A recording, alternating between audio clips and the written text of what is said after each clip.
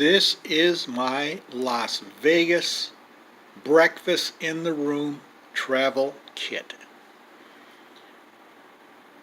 Las Vegas is the only place I go where there are no coffee makers in the room.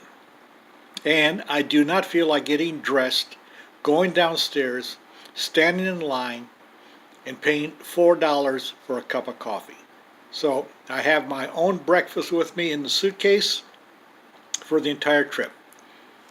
I got my coffee cup because all I have is paper and plastic. It's not going to work.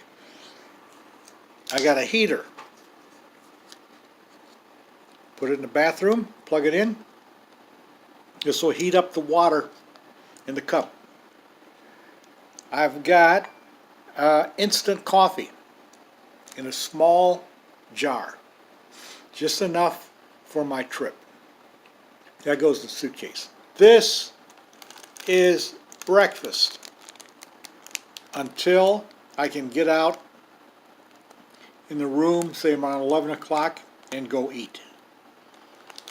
Also, to do this little change of pace, I got a candy bar when I get tired of eating one of these chocolate cakes. Have a candy bar and plastic spoon.